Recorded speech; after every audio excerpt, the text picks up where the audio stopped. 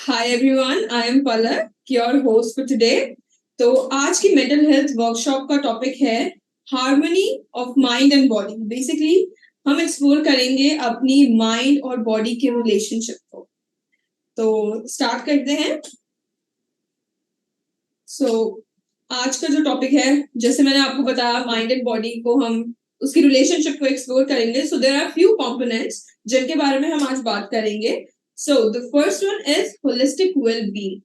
हम अपनी holistic wellbeing को कैसे इंटैक्ट रख सकते हैं, mind and body resilience, and then practical strategies how to reduce your stress, anxiety और डिप्रेशन। Then interactive discussion. We are having an interactive discussion. If you have any queries, then you can drop your questions on the chat in the chat box at that time when we'll be having our interactive discussion part. Then expert insights. So our experts will be giving you some solutions for that. So yes. So now for today's session, we'll be having 4 sessions. So the first one is mind and body relationship, जिसमें हम बात करेंगे कि हमारी mind और body की क्या relationship है एंड वाइस वर्सा। हमारा माइंड क्या रोल प्ले करता है हमारी बॉडी को हेल्दी रखने में, एंड वाइस वर्सा ऑब्वियसली। और सेशन सेकंड में हम बात करेंगे mindfulness, physical activity and medical care के बारे में। Then session 3 we're having live mental health assessment, जिसमें आपके लिए कुछ छोटी सी एक्टिविटी होगी जिसमें आपको अपने आंसर्स बताने होंगे in the chat box. Then for the last session, the fourth session, we have Q&A session, जिसमें आप अपनी कोई भी query बताना chat box में, and our doctor and our expert will choose few questions from that and she'll be answering that. So let's proceed. So this is a founder of Deepika Prashna, founder and director of Immunosciences, director of ICI Hospital, and director of Cancer Healer Center. Also, she's an author of Health Cocktail, and she's a medical practitioner. So let me welcome Dr. Ekta, who is a BHMS Gold Medalist, MD practitioner, and she has an experience of 18 years. So I am signing off for now, and Dr. Ekta will proceed from here. Hello, Dr. Ekta. Yeah, thank you, Palak. And a very good afternoon to all the participants. Let's begin the session. So first is the mind and body relationship को समझने के लिए सबसे पहले हम समझेंगे, mind and body relationship को समझने के लिए सबसे पहले हम समझते हैं what is stress. जैसा कि सभी लोगों ने अपनी डे टू डे लाइफ में कभी ना कभी किसी पॉइंट पे स्ट्रेस एक्सपीरियंस किया होगा अपनी लाइफ में। तो जो लाइफ सिचुएशंस हैं, जब हम उनसे कोप नहीं कर पाते हैं या हम उन अपनी लाइफ सिचुएशंस को मैनेज नहीं कर पाते हैं, तो क्या होता है, एक series of negative emotions start to develop inside a body. हमें क्या लगता है, बहुत ज्यादा गुस्सा है, चिंता है, एंजाइटीज हैं, वरीज हैं, these emotions starts to come up. So let's see what are those life situations. जब हमारे ऊपर वर्क में बहुत ज्यादा प्रेशर होता है, हमें डेडलाइंस दे दी जाती हैं, हम अपने काम से या खुश नहीं होते हैं, कई बार ऐसा होता है हमें अप्रेजल मिलना चाहिए बट हमें नहीं मिल पाता है। So there can be an number of situations जहाँ पे हम वर्क में स्ट्रेस्ड अप फील करते हैं, बहुत ज्यादा लोडेड फील करते हैं।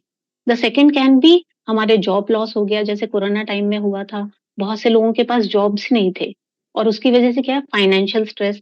मनी है, हम जितना कमा रहे हैं वो हमारे घर के लिए सफिशिएंट नहीं है, we are trying to increase it. तो these are the few causes. The next is relationship. आजकल बड़े कॉमन है द रिलेशनशिप इश्यूज। रिलेशनशिप है, कपल बॉन्डिंग नहीं हो पा रही है, या फिर there are disagreements, we are not feeling loved. So all this is a form of a stress. Stress जो है basically it can be as simple as कि अगर कोई उठता नहीं है सुबह 6 बजे मान लीजिए, और उससे कह दिया जाए कि रोज सुबह 6 बजे उठो, तो एक हफ्ते के लिए तो उसके लिए ये चीज भी स्ट्रेसफुल हो जाएगी। और it can be as grave as किसी की डेथ हो जाए फैमिली में, या कोई लव्ड वन की डेथ हो जाए। So we can see a wide spectrum कि छोटी सी छोटी चीज भी स्ट्रेस कॉज कर सकती है और बड़ी से बड़ी चीजें भी स्ट्रेस कॉज कर सकती हैं। But at the same time जो स्ट्रेस है इट कैन बी यूजफुल, लेकिन if it is in a little amount. अगर थोड़ा स्ट्रेस है, फॉर एग्जाम्पल जो बच्चे साल भर नहीं पढ़ते हैं, exam is again a form of a stress. तो एग्जाम से पहले आप देखिए 3-4 दिन पहले वो बच्चे पढ़ रहे होते हैं, because that is a stress and it increases our productivity. उस समय बड़े फोकस्ड रहेंगे, कंसंट्रेट करेंगे वो लोग। या फिर वर्क्स में भी ऐसा देखा गया है, जब हमें 2-3 दिन के टाइम में बहुत ज्यादा प्रेशर होता है, we are totally focused, we are totally involve into it. तो उस समय का जो स्ट्रेस होता है हमारी एक्चुअली प्रोडक्टिविटी को बढ़ाता है। तो थोड़े अमाउंट का स्ट्रेस जो है दैट इज यूजफुल। लेकिन अगर यही चीज प्रोलॉन्ग हो जाए, महीनों चल रही है, सालों चल रही है, जैसे आप सभी ने एक्सपीरियंस किया होगा कोरोना में। Corona time was a great stressful period for all of us. उस टाइम में प्रोलॉन्ग था, महीनों तक चीजें ठीक नहीं हो पा रही थी, सारे जॉब्स नहीं थे, फाइनेंशियल इश्यूज थे, रिलेशनशिप इश्यूज थे। तो then it leads to distress. Distress means again all the negative emotions, anger, worry, fear, ये सारे लोगों के अंदर जनरेट होने शुरू हो गए थे। Now you are able to see this is a stressometer sort of. जब हम थोड़ा सा स्ट्रेस रहता है तो you can see the happy happy faces. जैसे जैसे हमारा स्ट्रेस बढ़ रहा है डे टू डे लाइफ में, हमारे फेसेस क्या हैं, देखिए डाउनवर्ड कर्व ले रहे हैं। Means the negative emotions, the anxiety, fear, worries that are increasing within us. अब इसमें क्या है, इस फैक्टर के लिए दो चीजें रिस्पॉन्सिबल होती हैं। First is the duration of the stress. Stress अगर 2-4 दिन का है, मान लो कोई बीमार पड़ गया, 1 हफ्ते के लिए सर्दी जुकाम है, ही कैन मैनेज। अब यही इलनेस क्रॉनिक हो गई, कोई क्रॉनिक डिजीज आ गई है जो कि ठीक ही नहीं हो रही है, और वो इंसान उस चीज से परेशान है, तो it will be a constant stress for him. ठीक है, तो this meter will again be towards the red side. The second thing is, यहाँ पे क्या है, इंडिविजुअल, हम लोगों की हर की एक अलग अलग टॉलरेंस कैपेसिटी है कि कौन कितना स्ट्रेस झेल सकता है। और एक पर्सपेक्टिव है कि हम चीजों को कैसे देखते हैं। मैं आपको एक छोटा सा एग्जांपल देके बताऊंगी। इसमें क्या है, मान लीजिए 2 लोग हैं, वो अपना वीकेंड प्लान कर रहे हैं। उन्होंने कहा है कि भाई वीकेंड्स पे we will go for a picnic. दोनों ने अच्छी तैयारियां की हैं, सब कुछ पैक वैक हो गया, but on the last moment क्या होता है, बारिश शुरू हो जाती है। प्लान खराब हो गया, दोनों का ही प्लान खराब हुआ है। लेकिन जो फर्स्ट पर्सन है वो क्या है, एकदम इरिटेबल हो जाता है, यार पूरे हफ्ते का प्लानिंग की थी और लास्ट मोमेंट में सब कुछ खराब हो गया। And he is very sulky, he is angry, he is irritable, और उसने अपने वो 2 वीकेंड के डेज पूरे खराब कर दिए गुस्से में। द सेकेंड पर्सन इज, वही सिचुएशन है, उसने भी प्लान किया था, but his perspective towards life is, कोई बात नहीं, वो सारा खाना पिकनिक का यहीं खोला, चाय बनाओ, फैमिली मेंबर्स के संग he started enjoying. So you can see the stress, the event or the situation was same for both of them, but their reaction was different. कौन कैसे चीजों को लेता है, इस पे डिपेंड करता है कि उसको वो स्ट्रेस कितना फील होगा, या उसको वो हैप्पीनेस में कन्वर्ट कर देता है। नाउ वी विल सी, जो स्ट्रेसेस हैं उनको अपने हमारे माइंड पे कैसे अफेक्ट कर रहे हैं। माइंड में एक सर्किट जो है वो स्टार्ट हो जाता है, दैट इज इमोशन सर्किट। इसको हम एक और चीज भी कहते हैं, फाइट फ्लाइट फ्राइट रिस्पॉन्स। ये हम सभी ने एक्सपीरियंस किया होगा इमरजेंसी सिचुएशंस में। क्या होता है, मान लीजिए आपके सामने सांप आ गया, या अर्थक्वेक आ गया और आप घर में हो, बड़ा तेज अर्थक्वेक है, तुरंत उस समय क्या होता है, हार्ट बीट इंक्रीज होगी आपकी, आपको पसीने आने शुरू हो जाएंगे, घबराहट, सबसे पहले सब कुछ लिया और घर के नीचे उतर के सब भागते हैं जैसे अर्थक्वेक सुन लेते हैं। या फिर सांप आ गया, उसी समय दिल की धड़कनें तेज और आप फ्रीज हो गए एकदम से, अब क्या करूं, हिलूं कि नहीं। So this is because mind में कुछ स्ट्रेस हॉर्मोन्स हैं जो रिलीज होते हैं। They are basically known as neuro transmitters, adrenaline, non-adrenaline, cortisols. These are actually body's protective mechanism to save us from the danger. कोई डेंजर आ गया तो हमारी बॉडी को सोचना नहीं है, वो तुरंत रिस्पॉन्स करती है। वो तुरंत कैसे रिस्पॉन्स करती है, बचाने का रिस्पॉन्स करती है। तो दिस इज इन टर्म्स, दिख ही नहीं रहा कुछ भी, बंद हो गई या hello, so body is trying to protect itself. इस रिस्पॉन्स से, जो इमरजेंसी रिस्पॉन्सेस है जिसमें ये स्ट्रेस हॉर्मोन्स निकलते हैं, तो इससे बॉडी अपने आप को प्रोटेक्ट करती है। बट क्या होता है, जब यही स्ट्रेसेस कई समय तक चल रहे हैं, डेली आप परेशान हो या आपके ऊपर डेली कोई स्ट्रेसेस पड़ रहे हैं, तो ये बॉडी की फंक्शनिंग को डिस्टर्ब कर देते हैं। ये जो स्ट्रेस हार्मोन्स निकल रहे हैं, ये सारे ऑर्गन्स को अफेक्ट करने लगते हैं धीमे धीमे। तो वी वर टॉकिंग अबाउट कि ये जो इमोशंस हैं, ये जो न्यूरोट्रांसमीटर्स हैं जो जनरेट हुए हैं, थोड़े समय के लिए तो हमें बचाएंगे, बट अगर ये प्रोलॉन्ग्ड है, ज्यादा समय तक ये न्यूरोट्रांसमीटर्स हमारी बॉडी में रिलीज हो रहे हैं, जैसे कि कोरोना टाइम्स में। सो ज्यादा समय तक अगर ये हॉर्मोन्स, ये न्यूरोट्रांसमीटर्स हमारी बॉडी में रिलीज हो रहे हैं, then they start affecting the different systems of our body. कैसे? बहुत ज्यादा गुस्सा है किसी को, हर समय कोई गुस्सा करता रहता है, बहुत ज्यादा एंजाइटी है, तो क्या होगा? In terms the heart will be affected. Heart में क्या होगा? यू हैव ऑल एक्सपीरियंस, घबराहट शुरू हो जाती है, पैल्पिटेशन शुरू हो जाते हैं, ब्लड प्रेशर बढ़ने लगता है हमारा। माइंड पे क्या होता है? ये गुस्सा, एंगर, वरीज की वजह से हमें बार-बार हेडेक्स होने शुरू हो जाते हैं, हमें माइग्रेन्स होने लगते हैं, हमारी पूरी बॉडी में एक दर्द सा एक्सपीरियंस करते हैं हम लोग। बहुत ज़्यादा एंग्जायटी और चिंता की वजह से कई बार हमने देखा होगा कि स्टमक प्रॉब्लम्स होती हैं। स्टमक है, क्लियर ही नहीं हो पा रहा है, बहुत ज़्यादा गैस बनी हुई है वहाँ पे, ब्लोटेड फील हो रहा है, हेवी फील हो रहा है, कुछ खाने की इच्छा नहीं हो रही है। So there is an axis which is known as gut brain axis. Direct relation होता है हमारे गट का हमारे ब्रेन से।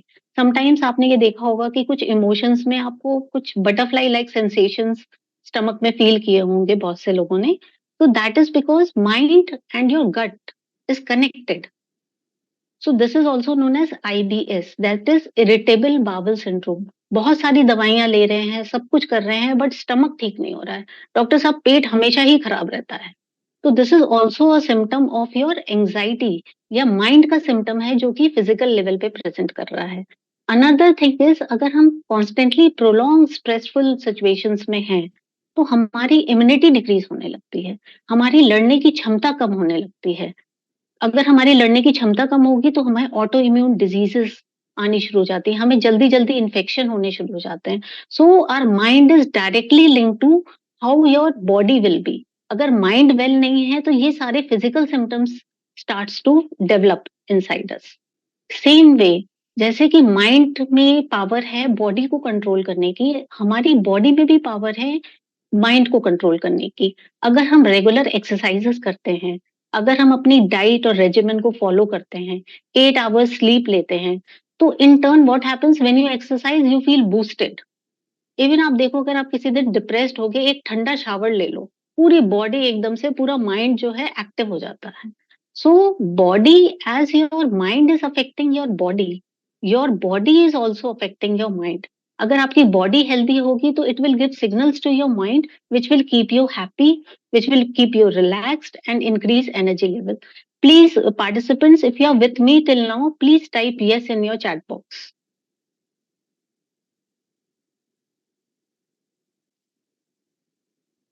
आपने ये माइंड में कैसे, माइंड हमारा कैसे ये नेगेटिव इमोशंस हमारे ये बॉडी को अफेक्ट कर रहे हैं, कैसे सिम्टम्स आ रहे हैं जो कि हमें सिर्फ फिजिकल लेवल पे दिखते हैं, बट हम उनको माइंड का नहीं सोचते हैं। लेकिन now you can see the connection. Please please, thank you, thank you, thank you all of you. So I will proceed further. Okay, ठीक है। अब ये स्ट्रेस हो किसको रहा है? ये स्ट्रेस हमें हो रहा है। तो हम कौन है? तो हम सबसे पहले अपने आप को समझने की कोशिश करते हैं कि ये स्ट्रेस हमें हो रहा है, तो हम क्या हैं? तो हम क्या हैं? एक पर्सनालिटी है, या हम एक इंडिविजुअल हैं। ये इंडिविजुअल क्या होता है? हम अपने आसपास सभी लोगों को देखते हैं, सब इंसानों की अपने तरीके की सोच है, वो अपने तरीके से सोचते हैं, अपने तरीके से फील करते हैं, बिकॉज उनके खुद के कुछ करेक्टरिस्टिक्स हैं या ट्रेट्स हैं, और साथ में कुछ फिजिकल हैं। कुछ फिजिकल ट्रेट्स, कुछ मेंटल ट्रेट्स, मतलब कुछ फिजिकल क्वालिटीज और कुछ मेंटल क्वालिटीज, जब हम इन दोनों को मिला देंगे तो बनती है एक पर्सनालिटी। पर्सनालिटी ऐसी होती है कि बार बार रिपीटेटिव होती है। मतलब किसी पर्सन के संग अगर आप रहो, स्पेशली आपने अपने हस्बैंड या वाइफ के संग देखा होगा, कुछ समय के बाद, 2-3 साल के बाद आपको ये पता होता है ये कब सोएगा, कब उठेगा, इसको क्या खाना पसंद है, किस चीज पे इसको गुस्सा आता है, और इसके संग कैसे एडजस्ट करना है। सो this is basically a personality. एक फिक्स्ड पैटर्न है जो बदलता नहीं है, तभी हम किसी भी पर्सन से कुछ समय के बाद उसके समझ जाते हैं ये इसमें ये चीजें हैं, ये ऐसा ऐसा करता है। Okay, so individual unique pattern of thoughts, उसकी फीलिंग्स, उसका behaviour which is persistent over time across situation. हर बार आपको वो व्यक्ति वैसा ही दिखेगा, उसको गुस्सा वैसे ही चीजों पे आएगा। This is very fixed and it is unique. एक पर्सन दूसरे पर्सन से कभी नहीं मिलता, दोनों पर्सन में हमेशा ए और बी हमेशा डिफरेंट होंगे, कुछ ना कुछ क्वालिटीज उसमें है, इसमें कुछ डिफरेंट होंगी। And third is relatively stable and enduring, मतलब हर कोई अपनी जिंदगी काट ही रहा है स्टेबल तरीके से, बट एंजाइटीज और डिप्रेशन ये सारे इश्यूज के संग भी। थोड़ा सा हम समझते हैं कि साइकेट्री के हिसाब से या साइकोलॉजी के हिसाब से क्या क्या पर्सनालिटीज हैं जो कॉमनली दिखती हैं। There might be 16 type of personality, but अभी मैं आपको सिर्फ 4 के बारे में बता रही हूँ। फर्स्ट इज वो लोग जो बहुत ज्यादा सेल्फ ड्राइवन होते हैं, मतलब वेरी कॉम्पिटिटिव, वो बहुत ज्यादा एम्बिशियस होते हैं, उनको सब कुछ अचीव करना होता है। आई थिंक यू कैन को relate with your family members, with your relatives, with your office colleagues. इस टाइप के पर्सन आपने देखे होंगे, बहुत कॉम्पिटिटिव हैं, उनको सब कुछ अचीव करना है, काम में इंटरेस्ट है, काम करते रहना। सेकंड टाइप इट बिल्कुल आराम से रहने वाले, मस्त मौला टाइप के हैं, चेयर ली, टीवी खोला, चिप्स का पैकेट रखा, मस्त जिंदगी जी रहे हैं, उनको कोई टेंशन नहीं दुनिया में क्या हो रहा है। Third type is introvert. वो क्या है, बहुत ज्यादा सोशलाइज नहीं होंगे, बाहर लोगों से मिलना जुलना ज्यादा पसंद नहीं करते हैं, Excuse अपने me, में doctor. रहना। So we were talking about different kinds of personalities. Okay, so we have seen first the type A, which was self-driven, बहुत ज्यादा competitive लोग हैं, सब कुछ अचीव करना चाहते हैं। Second type is easy going type, ठीक है, सब कुछ मस्त हैं वो लोग। थर्ड इज इंट्रोवर्ट, ये लोग ज्यादा बाहर मिक्सअप नहीं होना चाहते हैं, और इनको क्या है, चिंता और घबराहट बड़ी जल्दी होती है, छोटी छोटी चीजों पे घबराने लगते हैं। फोर्थ इज रूटीन लवर्स, एक फिक्स रूटीन में वो चलते हैं, अगर आपने कोई ऑर्डर्स दिया they will follow. This is just an example कि लोगों में क्या ट्रेड्स होते हैं या उनके अंदर क्या करेक्टरिस्टिक्स होते हैं, just one two, there are number of characteristics which forms a individual. Now we will take only one personality and see कि उसमें क्या है। हर पर्सनैलिटी या हर एक इंडिविजुअल की, हर एक इंसान में क्या होता है, कुछ स्ट्रेंथ्स होती हैं, कुछ वीकनेसेस होती हैं। जो स्ट्रेंथ्स हैं वो उसकी क्वालिटीज हैं, जो उसकी वीकनेसेस हैं वो उसको डिजीज की तरफ प्रोन करती हैं। तो यहाँ पे जैसे हमने एक पहला वाला एग्जाम्पल लिया था, एक ऐसा इंडिविजुअल जो बहुत ज्यादा एंथुसियास्टिक है, बहुत ज्यादा काम के प्रति उसको लगता है, उसको क्या है, पैशनेट है अपने काम को लेके, हाईली कॉम्पिटिटिव है। अगर कोई बंदा ऐसा है, कोई पर्सन ऐसा है, तो साथ में उसकी वीकनेसेस क्या है, वो बहुत जिद्दी होता है, वो किसी की सुनेगा नहीं, हमेशा काम पे ध्यान रहेगा उसका, और अगर उसकी बात नहीं मानी तो उसे गुस्सा भी बहुत जल्दी जल्दी आएगा। तो अगर हम इन दोनों को मिला लें ना, तो दिस इज अ पर्सन। अब इस पर्सन को किस टाइप की डिजीजेस होने के चांसेस हैं। अब जैसा कि हमने देखा, ये एक पर्सनालिटी हो गई, इसकी ये करेक्टरिस्टिक्स हैं, ये इसके कुछ गुण हैं। तो इसमें क्या है, अब वो विन नहीं कर पाया, तो अगर उसको गुस्सा आ रहा है तो बहुत चिड़चिड़ा हो जाएगा काम को लेके। अगर उसका काम टाइम पे नहीं हो रहा है, उससे लोग बहस करते हैं तो इम्पेशंस, जल्दी काम चाहिए। तो ऐसे लोगों को क्या डिजीजेस होने की संभावना है, they will be having heart problems, उनको बीपी की शिकायत रहनी शुरू हो जाएगी, उनके सारे बॉडीज में एक्स एंड पेन्स होना शुरू हो जाएगा, उनका कोलेस्ट्रॉल लेवल बढ़ा हुआ होगा, और माइंड पे they will be having sleep disturbances. जो इतना काम कर रहा है, पूरे दिन लगा हुआ है, उसको नींद कैसे आएगी, उसे तो अचीव करना है। सो this is something, the personality की जो वीकनेसेस हैं वो प्रेसिपिटेट करती हैं इलनेसेस की तरफ, on the mind level as well and on the physical level. Okay, तो this was just one example जो हमने एक इंडिविजुअल की थोड़ी सी उसकी पर्सनालिटी को समझ के निकाला है। So what are we able to understand हम क्या हैं।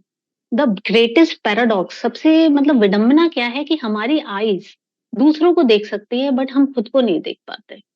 हम दूसरों के बारे में बहुत कुछ जानते हैं कि ये कैसा है। अगर अपनी मदर के बारे में हुआ, अपने फादर, अरे मदर छोटी छोटी बातों पे रोने लगती हैं, टीवी देखते हुए उन्हें रोना आ जाता है, उन्हें मीठा पसंद है या वो ऐसी हैं। So we know about others much more as compare to we know about our own self. हमें अपने बारे में ही नहीं पता होता कि हमारे अंदर कौन कौन से इमोशंस जनरेट हो रहे हैं, कौन कौन सी फीलिंग्स आ रही हैं या वो क्यों आ रही हैं, और हमारे अंदर क्या चीज रिपीट हो रही है बार बार, या किन चीजों से हम परेशान हैं। हम अपने आप को सबसे कम जानते हैं। तो ये क्या चीजें हैं, ये साइक्लिकल, जैसे मैंने बताया था ना, एक पर्सनालिटी या कोई भी एक इंसान है, उसका बिहेवियर बार बार सेम रहता है, तभी तो हम लोगों के संग रह के कुछ दिनों में उनको पहचान जाते हैं, अरे यार ये तो बहुत चिड़चिड़ा इंसान है, इससे दूर रहा करो, या फिर ये बहुत जॉली इंसान है, इसके संग रहते हैं। तो ये चीज रिपीटेटिव है, मतलब बार बार चीजें होंगी, तभी वो पर्सन फिक्स होता है, उसका नेचर फिक्स हो जाता है। क्या हम अपने आप को जानते हैं? ये टाइम है अपने आप को समझने का कि हमारे अंदर क्या हो रहा है। क्या हमें बार बार एंजाइटी होती है? क्या हमें बार बार हमारा मूड जो है लो होता है? क्या हमें बहुत ज्यादा गुस्सा आता है? या हम हर समय सोचते ही रहते हैं, हमारे दिमाग में थॉट्स ही बंद नहीं होते, हमेशा ही चिंता चलती रहती? तो बार बार वाली चीजों को अपने अंदर हमें पहचानने की जरूरत है। सेम वे ये माइंड लेवल पे है। फिजिकली क्या मेरा पेट बार बार ठीक नहीं रहता? क्या मुझे कोई ऐसी प्रॉब्लम है जो मेरे अंदर बार बार होने लगती है? या कोई ऐसी चीजें हैं जो ठीक ही नहीं हो रही हैं, लाइक गैस्ट्रिक इश्यूज, बार बार पेट खराब हो रहा है हमारा, ठीक से फील नहीं कर पा रहे हैं, या फिर फीमेल प्रॉब्लम्स हो रही हैं, बार बार बैक पेन हो रहा है। तो ये जो है ये सारी साइकिल्स हैं। अगर कोई चीज आप मान लीजिए साइकिल, साइकिल का मतलब क्या है? वो घूमती रहेगी पहिए की तरह। कोई चीज अगर घूम रही है तो वो क्या है? एक बॉन्डेज है, मतलब हम उसमें बंध रहे हैं। अगर हम इन साइकिल्स को तोड़ेंगे तभी हम उससे बाहर निकल पाएंगे। यही बेसिक एम है। तो हमारा लॉ जो है क्या है? इन साइकिल्स को तोड़ना, इन साइकिल से बाहर निकलना। ये प्रॉब्लम अगर मुझे बार बार हो रही है, मेरा मूड बार बार जो है लो होता है, मुझे बार बार घबराहट हो रही है, इनको हमें ब्रेक करके we have to move towards wellbeing and a healthy state of mind and body. So please try to identify this cyclical nature in yourself, because अगर हम इनको समझेंगे तभी हम वेलबींग की तरफ जाएंगे, तभी हम खुश रह सकते हैं, तभी हमें हैप्पीनेस रहेगी. Now what is the role of psychologist? That is what I am telling. ये जो बार बार चीजें हो रही हैं, जैसे कि हमें अपने बारे में सबसे कम पता होता है. Okay okay? तो वी आर एक्चुअली, सबसे पहले क्या है? अपने आप को समझना. पहला step towards mental health is अपने आप को समझो. दूसरों को तो काफी देखते रहते हैं, समझते रहते हैं, बट हम क्या हैं? हमें किस टाइप की प्रॉब्लम्स हो रही हैं? सबसे पहला हमारा काम है अपने आप को समझना. So these are the patterns या cyclical things you have to identify, or if you are not able to identify, your psychologist will help you to identify those patterns. Because ये patterns जब तक हम break नहीं करेंगे तब तक हम health achieve नहीं कर सकते हैं. So it is my, I am telling you to identify them, and if you are able to identify कि हाँ ये चीज हो रही है, then it is better to consult or have some expert opinion कि ये चीजें मुझे बार बार हो रही हैं, and how should I be able to get myself free from that. Now some tips for you for your good mental health जो कि हम खुद कर सकते हैं. इसमें फर्स्ट इज ईट हेल्दी. एक हेल्दी डाइट बहुत जरूरी है to keep your mind healthy. जैसा खाते हैं वैसे ही धीमे धीमे हमारा माइंड भी वही शेप्स लेता है. If you are eating healthy you will be feeling energized. Second is staying active, doing regular exercises, because जैसे कि मैंने बताया ना, ब्रेन में से कुछ न्यूरोट्रांसमीटर्स निकलते हैं जो स्ट्रेस को हमारा इंक्रीज करते हैं. ऐसे ही हमारी बॉडी से जो न्यूरोट्रांसमीटर निकलते हैं, that is serotonin, that is endorphins, oxytocin. These are happy hormones. When we exercise ये सारे हॉर्मोन्स निकलते हैं, and it keeps our mind elevated. घूम के आने के बाद या दौड़ने के बाद अपने आप जो डिप्रेशन होता है, जो एंजाइटीज होती हैं, काफी हद तक उस समय के लिए खत्म हो जाती हैं. We all have might have experienced. Then being with your family and friends, loved ones, because love is very essential. अगर if you feel love you will be very relaxed. So spending the time with your loved ones, your family, your friends. Next is taking a proper sleep. 8 घंटे सोएंगे जितना आप relax करोगे, because पूरा दिन mind का एक फंक्शन क्या है? वो पूरा दिन चलता रहता है. पूरा टाइम हमारा दिमाग कुछ ना कुछ सोचता रहता है. एक स्लीप ऐसा पीरियड है जिस समय माइंड शांत तो होता है, उस समय भी बंद नहीं होता, बिकॉज उस समय भी ड्रीम्स आते रहते हैं. तो ड्रीम्स के फॉर्म में माइंड चलता है, बट उतना एक्सटेंट नहीं होता जितना पूरा दिन चलता है. So at least the rest, mind को कब रेस्ट मिलता है? Through sleep. So have a good 8 hours sleep every day. Next is, जब भी हमारे अंदर कॉमनली भी होता है ना, जब हम परेशान होते हैं तो हम क्या करते हैं? जो हमारे सबसे क्लोज होता है या जिस पे हम भरोसा करते हैं, उन लोगों से बात करना, अपनी फीलिंग्स को शेयर करना. बिकॉज वो प्रेशर कुकर का एक एग्जाम्पल देते हैं. हम लोग प्रेशर कुकर का एक एग्जाम्पल देते हैं जिसमें क्या होता है कि बहुत सारी अगर उसमें प्रेशर भर गया तो व्हाट विल, और उसकी सीटी आपने चोक कर दी है, तो एक दिन वो बस्ट कर जाएगा. तो same way with the human beings, अगर आपके अंदर कुछ ऐसा एंजाइटी, इरिटेशन, ये सारी चीजें जो इमोशंस बढ़ते जा रहे हैं ना, तो it needs a went out, मतलब विसिल चाहिए. तो आप अपने इमोशंस को शेयर करिए, बोलिए, बताइए, जिससे कि वो अंदर ही अंदर ना रह जाए.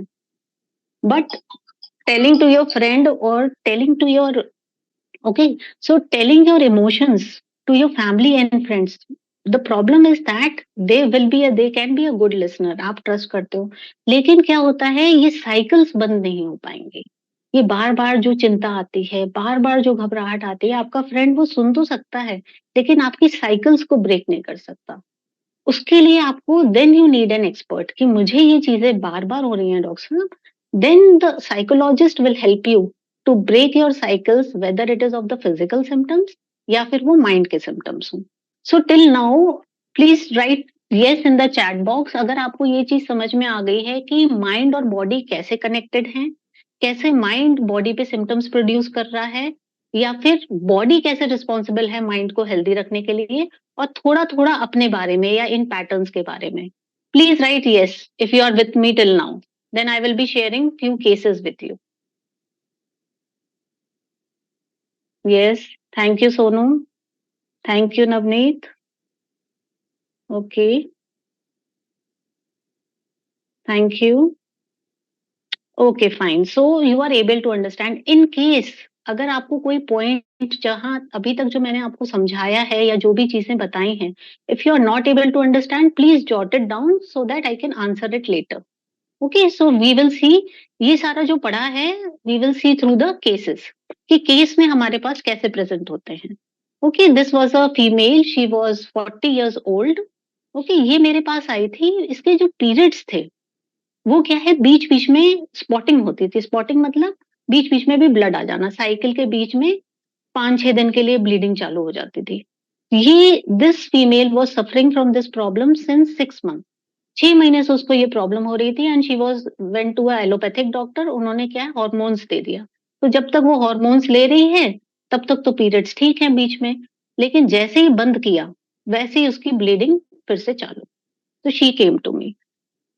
ये एक फिजिकल सिम्टम था जो रिपीटेटिव हो रहा था. तो ऑन इंक्वायरी इंक्वायरी पे उसकी पर्सनालिटी पता चली हमें कि शी इज बेसिकली बहुत ज्यादा शाय है, शर्माने वाली, introvert kind of a person. Okay, confidence level उसका कम था और साथ में उसको बहुत ज्यादा एंजाइटी थी. एंजाइटी किस चीज की थी? Performance anxiety. She was an IT professional. तो जब भी कोई न्यू टास्क असाइन हो जाता था या बहुत ज्यादा ऑफिस में प्रेशर पड़ गया उसके ऊपर, then what happens, she used to be very anxious. और वो एंजाइटी इतनी ज्यादा बढ़ जाती थी कि पैनिक अटैक्स आने लगते थे. मतलब शी यूज्ड टू क्राई. और स्पेशली ड्यूरिंग पीरियड्स बहुत ज्यादा मूड जो रहता था उसका फ्लक्चुएटिंग रहता था, थोड़ा सेंसिटिव रहती थी. उस समय अगर किसी ने कुछ बोल दिया तो रोना रोना रोना रोना चालू. रो रही है और किसी से बात नहीं करेगी, बहुत ज्यादा गुस्सा, अपने आप को क्लोज कर लेना, खाना ठीक से नहीं खाना. So these use to happen every month. Okay, जब हमने थोड़ा सा और ये सारा उसका पर्सनालिटी हमने समझ लिया है, when we have gone back and taken a detailed case, तब पता चला कि उसकी जो मदर थी, बचपन में उसकी मदर जो थी वो काफी स्ट्रिक्ट थी पढ़ाई को लेके, कि अगर तुम परफॉर्म करोगी, मतलब परफॉर्मेंस के लिए वो थी, कोई घर का काम मत करो बट तुम्हें क्या है, परफॉर्म करना है. परफॉर्म इन द सेंस, लो यार तुम्हारे तो 80% आते हैं, बाकी बच्चों को देखो उनके तो 90% आते हैं. सो दिस गर्ल, जो ये पेशेंट थी, इसने क्या किया कि अपनी मदर का लव पाने के लिए शी वॉज इन अ हरी कि मुझे परफॉर्म करना है तभी मेरी माँ मुझे प्यार करेगी. तो ये वहां बचपन से स्टार्ट हो गया कि मेरी परफॉर्मेंस से ही मुझे प्यार मिलेगा या मेरी परफॉर्मेंस से ही मुझे पूछा जाएगा. और वो एंजाइटी आज तक उसका पीछा नहीं छोड़ रही है. एंड एवरी सिचुएशन इन विच उसको परफॉर्म करना पड़ता है उसको एंजाइटी स्टार्ट हो जाती है. So we have taken all this into account and we have prescribed the homeopathic medicine. Homeopathic medicine are so beautiful कि ये जेनेटिक लेवल पे एक्ट करती हैं और ये जो सिस्टम हमारा डिस्टर्ब्ड है इसको पूरा करेक्ट करने की पावर होती है. So I have given her homeopathic medicines for 1 month. Plus I have advised her relaxation therapies. Relaxation is जो हमारे अंदर बहुत ज्यादा थिंकिंग एंजाइटी हो रही है वो क्या है, काम डाउन होती है. There is a technique, a relaxation therapy that is taught to the patients.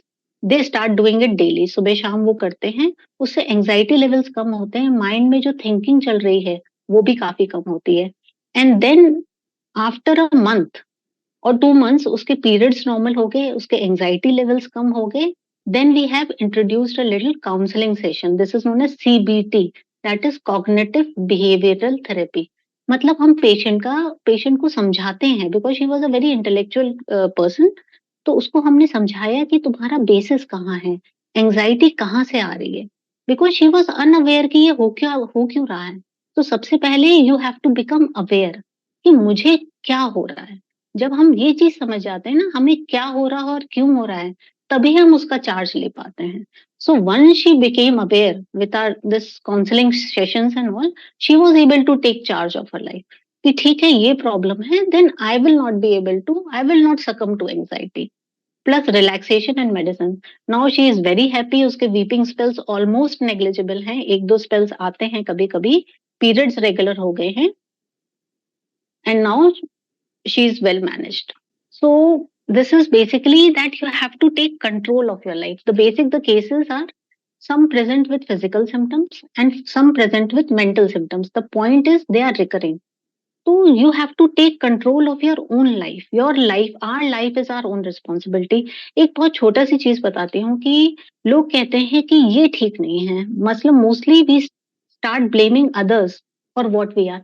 अगर मेरे फादर अच्छे होते या मुझे बचपन में प्यार मिला होता तो आज मैं ऐसा नहीं होता. ठीक है, but if you blame your situations and people around you, because you don't have the power to fix them. हम दूसरों को नहीं ठीक कर सकते, but we have the power to fix ourselves और to lead a healthy life. तो इसीलिए first is take control of your life. अपनी लाइफ का खुद कंट्रोल लेना है, दूसरों के ऊपर नहीं डिपेंड रहना है. और दूसरों को ब्लेम करने से थोड़ी देर तो सेटिस्फैक्शन मिलता है, बट आपकी प्रॉब्लम वहीं की वहीं बनी रहेगी. Third is how to take control of your life is, for example किसी ने हमारी इंसल्ट की, okay, so we can be anxious and depressed. और या किसी ने हमारी फ्लैटरी की, हमें अप्रेज किया, again we can be happy. But again this is our choices. How we react to situation is entirely our choice. So therefore it is said that our life is our own making. हम चाहें तो किसी से प्रभावित हों, वो कोई चिल्ला रहा है हमारे ऊपर, मेरा मन है मैं उससे सुनूं या मैं उसको अवॉइड कर दूं, ये उसकी पर्सनल है. So whatever is happening within me is totally my responsibility. Therefore the saying is our life is our own karma. So please take responsibility of your own life and we have to break these patterns. Actually, I am sorry, everyone. Dr. Deepika won't be joining us today due to some emergency, but she'll be joining in our next session, in our next workshop for sure. So we'll be taking this segment 2 and segment 3 in the next workshops. I am so sorry for the inconvenience, but she won't be joining for now due to some emergency. So, I mean, I guess this is it for today. And thank you so much for Dr. Ekta for joining us and giving us so much information. Thank you so much. And